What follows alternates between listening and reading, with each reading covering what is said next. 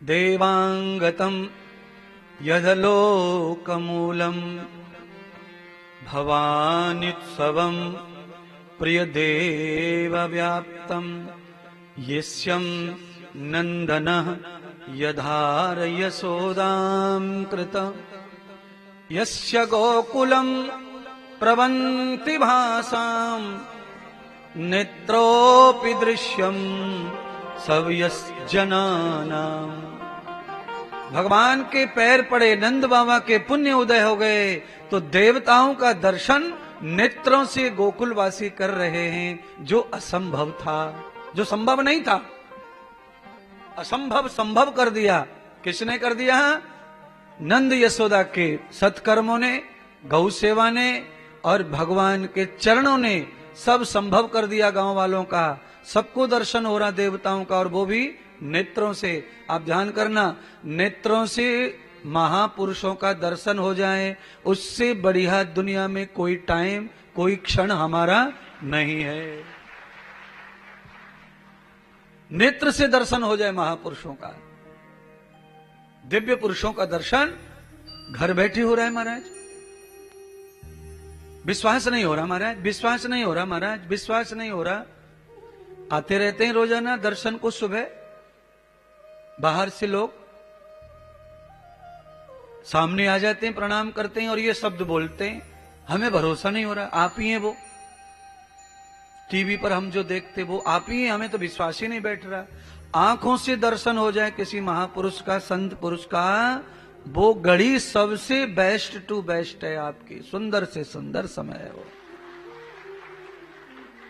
और ये बहुत सरल पुण्य से नहीं होता, ये कोई विशेष पुण्य होता है, तब होता है। तो भैया गोकुल वासियों का पुण्य विशेष है, क्योंकि गोकुल के नर नारी सभी गौ सेवा करते हैं, सभी गौ सेवा करते हैं। सबके पास अपनी अपनी गायें हैं, जिनके पास नहीं है वो नंद के यहां सेवा देते हैं और अपना गृहस्थ चलाते हैं। ये कहो नौकरी करते हैं, गृहस्थ चलाते हैं। नौकरी भी करनी है, कहीं से भी पैसा चाहिए तो गाय की सेवा की नौकरी करो, गौशाला में नौकरी करो, मजदूरी करनी है तो। इतनी ईंटें उठा उठा के ऊपर मंजिलों पर ले जाने से अच्छा है कि गाय की सेवा की नौकरी ले लो। गौशाला में बड़ी जरूरत रहती है गौ सेवकों की, वहां नौकरी कर लो, रिस्क भी कम है और हर गौशाला में दूध मुफ्त में मिलता है, जो किसी बेलदार को दूध पीना कठिन होता है, बहुत कठिन।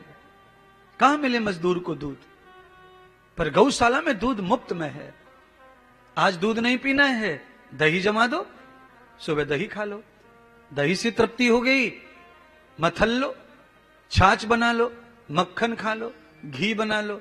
तुम्हें जितना भी दूध गौशाला से मिले उसमें तुम सब स्वाद ले सकते दूध के।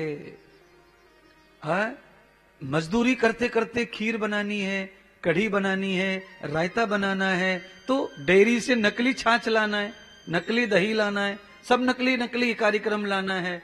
और गौ सेवा में लग जाओ, पैसा भी मिलता है, पुण्य भी मिलता है और आरोग्य मिलता है, और साथ में दूध दही भी मिलता है।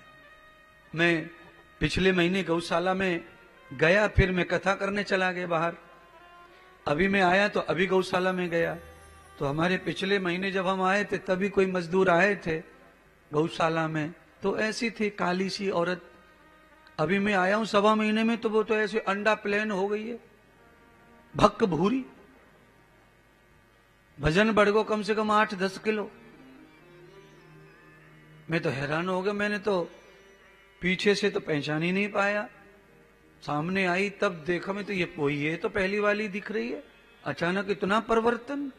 उसके बच्चे भी थे ऐसे, बच्चे उसे लाल हो रहे महाराज। किसे टाइम टू टाइम भोजन मिलता है और उनके हाथ में ही है सब, जितना पटे उतना पियो, बचा कुचा छोड़ दो, ले जाए सो ले जाए। कोई लाने वाला भी यहां तक ले आवे ईमानदारी से, वो साधु संतों को मिल जाए। साधु संतों में किचन में से बच जाए, वो साधु संतों को मिल जाए।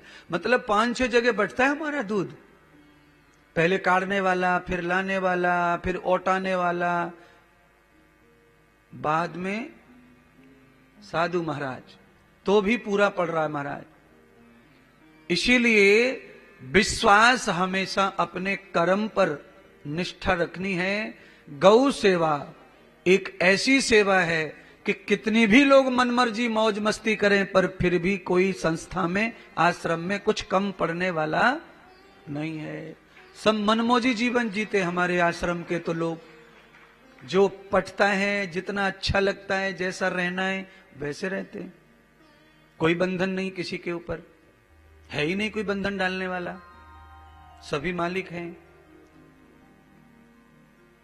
गौ सेवा नहीं होती तो नाश हो गया होता अब तक आश्रम का।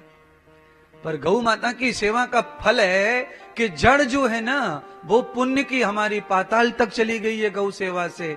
पूंछ पकड़ के बैतरणी पार करते हैं ना, ऐसे भव के नीचे पाताल में जहां मीठा पानी है वहां जड़ है।